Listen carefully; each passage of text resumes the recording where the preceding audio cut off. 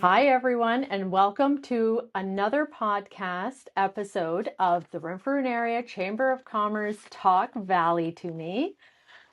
Today, I am here with Sandi Ramsay from the Center for Workforce Development, an amazing program that she's going to tell you all about. I'm really excited about it. Sandi, how are you? Welcome. I'm excellent. Sandra, thank you so much for inviting me to be part of your podcast. Exciting, and I thank everybody for watching today as well. It's great. No, this is great. How has your summer been so far? Our summer has been very, very busy. It's not been one of those summers where we've taken a lot of vacation time or downtime, but that's okay because a lot got accomplished. And that's an important thing too, right? We won't go into the fall all panicky, and that's a bonus. That's the goal. We're up here in God's country as well, right? So very, very pleased to be in this neighborhood and enjoy what summer brings in Renfrew. I love it. I love it. Okay, so everyone remembers the rules. I ask the exact same questions of every single guest that we have on the show. So I'm going to start. Question 1, super easy. Tell me a little bit about yourself and the Center for Workforce Development. Okay, well, that's an easy one. So my name is Sandi Ramsay, and I'm the Chief Executive Officer for the Center for Workforce Development. And we are your local labor market expert in Renfrew, Lanark, Hastings, Prince Edward, and Lennox and Addington counties. What's that mean, right? What does that mean? Okay, so what we do predominantly is we focus on gathering labor market information to better understand what the local workforce landscape is across the 5 counties, which encompass our catchment area. And once we do that, we disseminate the data and information, both qualitative and quantitative, that we collect. And we take that information and we put it out to the public so that we can assist educators, government leaders, other businesses, job seekers, so they'll understand what kind of jobs and careers are in demand, what kind of skill sets are in demand, what kind of opportunities do we have, and what challenges are local businesses finding in terms of retention and recruitment of employees. Then we take all that information, we create some goals for ourselves that we always try to conduct in partnership with others. And so I'm excited to do this podcast because if there's partners out there that think they could do some good work with us in terms of helping to bolster the local workforce, please give us a call. That will be a great thing. But, we'll do all sorts of different programs with various partner agencies. And I could go into a long list. I don't know how long you want me to go on about this, Sam. Like, this could go on forever. But I encourage people to check out both of our websites, CFWD.ca, as well as our newsletter. And our newsletter you will be able to register for. We've got a brand new one geared to the Renfrew and Lanark catchment region specifically. We call it the Local Labor Market Lens. And the very first edition came out in July. It's very exciting.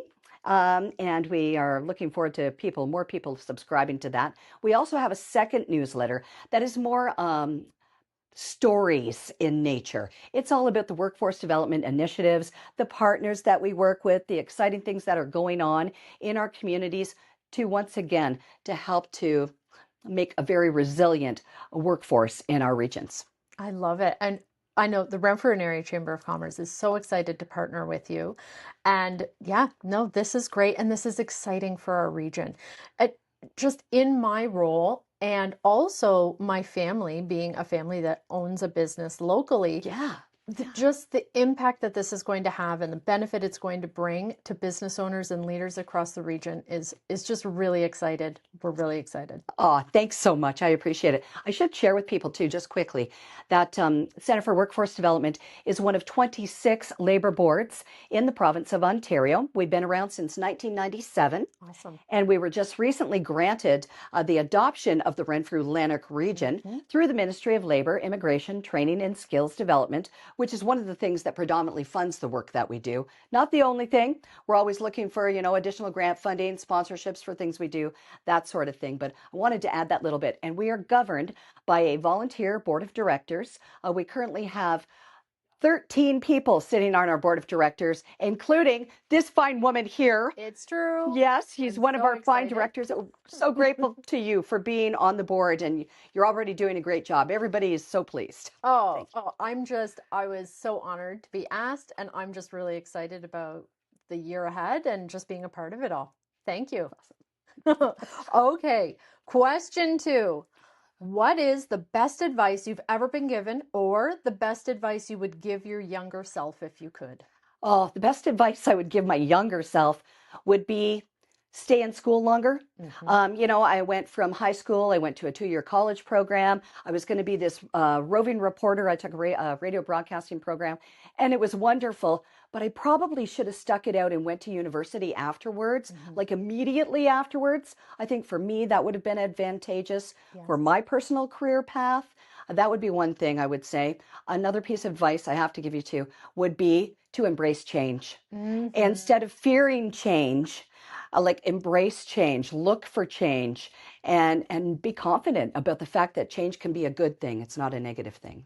Absolutely, absolutely. I love that.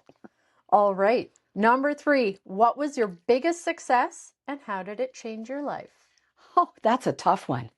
I mean, that's so hard, right? You have so many successes and failures in your lifetime, and I'm getting up there. So I like to say, I believe the biggest success is really where I'm probably at today with this organization that I never thought I would be doing work in the workforce development sphere. In the past, my jobs were all related to either broadcasting, television, or radio. Then I began doing post-secondary education. I was doing adult education, got a degree in adult education from Amazing. Brock U. And I thought, I'm going to teach in colleges and universities for the rest of my life. But then an opportunity came to work with one of the conservation authorities in Ontario, Lower Trent Conservation, because I love nature. I believe in conservation and that movement, sustainability. That was a great job. And then suddenly I had to raise $10 million for hospice in our region we were living in at the time. It was called Hospice Quinte. They were building a brand new hospice. That was a major accomplishment, right? So I Wow. don't know. I don't think I've hit it yet, Sandra. I don't think I've hit my major success just yet, but I really, really like where I'm at. And I feel so proud that, your life can hit all these different places Yes. and you can continue to grow and it can always be a good thing, again, if you're willing to embrace that I change, was going to right? say it all goes back to embracing that change. Yeah. And really, I think that's so true for so many people our age, where we look back and it was the changes that brought the success. It was taking the opportunities, taking advantage of the opportunities that were presented to us, taking risks. That's where the successes happen. Absolutely. 100%. Yes, I love it. Okay, now here's a harder one. What was your biggest failure and what did you learn from it? Oh, the list is too long to go into. Oh, That's a big list. But honestly, I guess I'm kind of turning around that change piece. My biggest failure, without doubt, would be sticking to a job, staying with a position I had because I thought I had finally made it. I was never going to leave. I got this great job that is remunerated well. It was a well-respected position, but I stayed in it for quite some time and I didn't have the growth and potential that I really truly wanted and desired, but I stuck with it because I was like, oh, it's paying the bills and the yes. kids got hockey and I've got this and I got that, instead of taking that leap, right? Being fearless enough, I guess, Mhm. to make the leap. And I stayed in that mode for a long time. And probably you just were so unfulfilled at some point that I probably wasn't doing as good a job as I could have been anymore, Yes. right? Even though apparently I was doing a great job. They were sad when I left. But at doesn't matter. I knew that I had stuck around too long and Yes. I missed a few opportunities along the way because of that. Absolutely. So that would be one of the many failures. I don't, the list is too long. But I think so many people do that, especially when it's a job that other people think is really interesting. And they think, oh, you're so lucky to have that job. What is it like doing that? And I remember that from one of my roles. I thought I'd be crazy to get rid of this, but I'm just really unhappy. So I get that, and it's so true. Or bored, right? You get to this Yes. point where this is the same thing. Not that that's a bad thing. Some people love that. And Some I, people, yeah. I love aspects of my job that are like that right now. Yes. But I don't know. It's just one of those times where it's like, yeah, I was going in and feeling unfulfilled and opportunities were coming, but I was like, oh no, I Yes. better not let this go. Yeah. Yeah, When your job becomes like a cozy sweater, it might not be the best place. Yeah. maybe not. Certainly it doesn't challenge you the same, does it? Exactly. Yeah. All right. So I love this one. What's your absolute favorite local story? Your "this is why I love the Valley" story. And the Valley is a big place, so that story Oh, could the have happened Valley's to a anyone. huge place. Okay, so I have a few, and I'm getting more and more as I have the opportunity to learn more about the gorgeousness that is the county of Renfrew.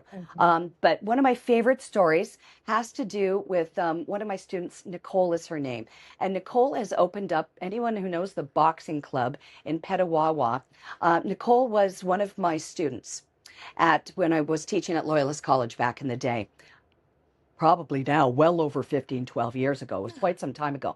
And when she left Loyalist, she thought I was teaching radio broadcasting. She thought she was going to be a radio broadcaster too. And she ended up finding a passion for boxing. I love She it. became a very well-renowned, celebrated female boxer in the Canadian space. All kinds of awards this woman has won. At any rate, I bump into her when I'm up in Petawawa. There she is. And she's like, I'm living here. I own this boxing club here. Amazing. It's huge. It's really successful. The military community certainly embrace it. And Mhm. I remember thinking, wow, what a story. And maybe that's because it has a piece to do with my life too, right? Like I was like, and she was so happy to see me. She recognized me immediately. It took me a second because, she's a little older now and still is beautiful, but so fit, Yeah. unbelievably fit. And yeah, I'm just so proud of Nicole. And that's just one of the many great stories, I love it. amazing stories in the city. I love it. Well, in And this county. oh, this our massive county. And it Yes. really goes to It's show that we have so many cool things here. Like, I don't know how else right. to put it.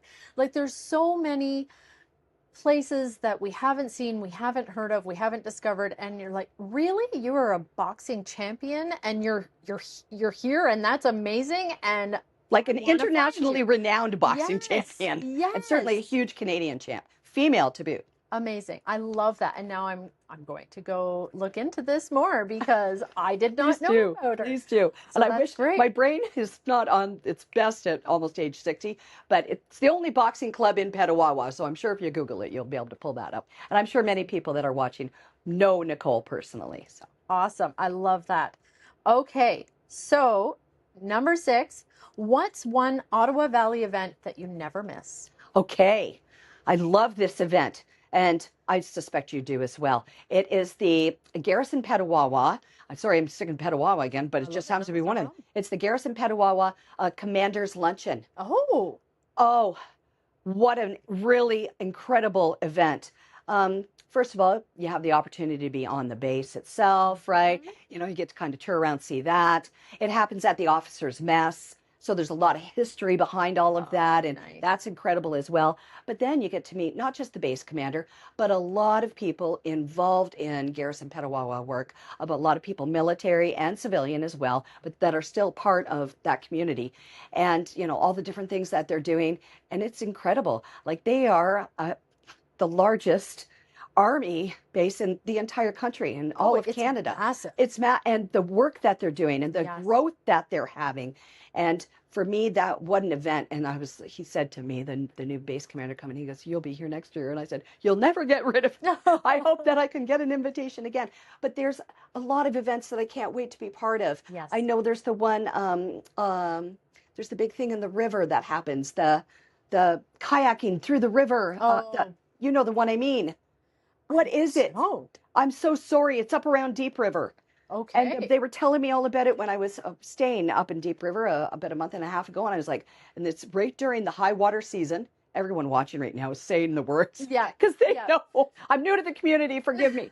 But I can't wait to see more of it and be a part of it. So I love that. tough No, question for me, but awesome. but that's Thanks. what it's all about is finding these new events and these new places and these new businesses. I love it. No, this is great because you're coming in as someone who's not from the area and you're finding them all. And I think that's fantastic. And I'm excited for you and to hear about these because I didn't know about them either. This community is bursting with local gems. Yes. You know, from its history to its culture to its growth from an economic development standpoint. Yes. It's just what an incredible space. And I said, to my son, this is where it's at. Like you need to be, this is Yes. where you want to live. So Yeah. There's so much. I feel beautiful. really we are on the cusp of this amazing growth in this community and it is so exciting. It So is so exciting. exciting. You're lucky to be a part of it, and Oh yeah. so am I too. Love it. Okay. So, number 7, what is your favorite valley fishing or swimming spot? Have you found one Oh yet? yeah. Oh, I love it. Yeah. Okay. So far, and you can do both. Both of them are excellent to swim or fish in. It had a different name before, but new owners purchased it just a couple years ago, I believe. And it is in Deep River and it is called the Tiny Village, the Oh, Tiny Village Campground. They've got cottages you can rent there. They've got dome spaces you can rent there, like more like yurts, I guess they really are yurts. oh, They have seasonal trailer. They've got it all. There's beautiful beach down there, and then you can kayak, of course, and you can kayak across the river and then go to Quebec if you want, love it. which is kind of neat. But the fishing is incredible. I learned that apparently they call it Deep River because that area, that section of the Ottawa River is extremely deep. So the Okay. fishing there's amazing. Oh, Like I was watching wonderful. young people bringing fish out, just beautiful fish they were bringing out.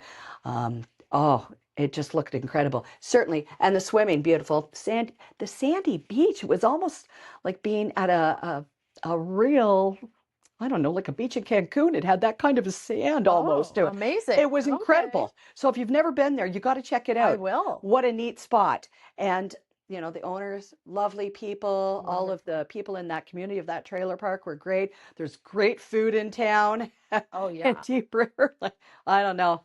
Again, I got to get myself a couple extra spots to live up here because I want to live in Renfrew. I want to live in Deep River. I want to live in Pembroke. There's so many great places. 3 summer homes would be great. Perfect. Okay.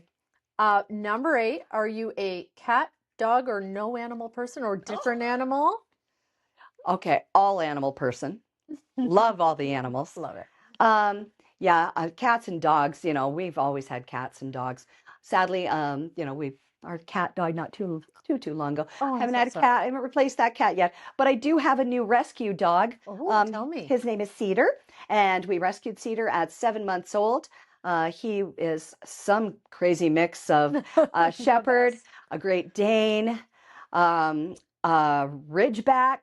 Oh, Oh, he's like a pony. He's like this big, and I was going out to look for a nice tiny little dog. Everybody wants a tiny dog. It eats little, non-shed. We don't want that shed. This dog sheds like crazy. oh no. It eats enormous amounts of foods and it comes back out again, and you know how that works. So but we love him to death, and he's a gem to me, and I'm so glad to have him. So all Wonderful. animals, though, I never met an animal I didn't love.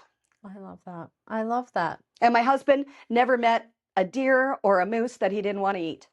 That's my husband too. Okay. That's my husband too. That's Yes. people up here can really, really relate, right? Because the hunting is outstanding here as well, hunting and fishing. Absolutely. Absolutely. Okay. Very last question. Yes, please. Oh, You're on. already? Yeah, I know. It Okay. goes so fast. I'm thinking, do I need to add more questions? But it's just because it's fun. You're on death row and you can have one last meal. What is that meal? Oh, you do ask the tough.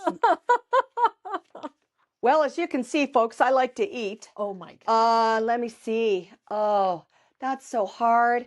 A part of me wants to say, like, who doesn't love a good surf and turf? Mm-hmm. I love a good bacon wrap fillet with a lobster tail on the side. Yum, yum. But at the same time, pasta is one of my dream foods. I don't know. If it was only one food, cheese. Oh yes. I love cheese. Every kind of cheese. I almost haven't met a cheese I don't like either. So That I wish I could give you a better answer than that. I don't know. No, that's It's okay. all good stuff. That sounds If I like could a say, could I say a buffet? yeah, What meal would you like? I like a perfect. buffet. No, I love that. I love that. It's true. There's so many good options, and narrowing it down is so hard. That sounds like a really fancy charcuterie board. But the Oh, letter actually, there you go. How about a charcuterie board? Then I can have everything under the sun. There it is. It's one of perfect. my favorite things to make too. I'll make one next time I come up for you. Sounds great. That's a promise. I love it. Yeah. This has been a lot of fun, Sandy. Thank you Thank so much you. for coming. And Appreciate it. thank you everyone for watching. We've had a lot of fun. We'll see you on the next episode. Bye.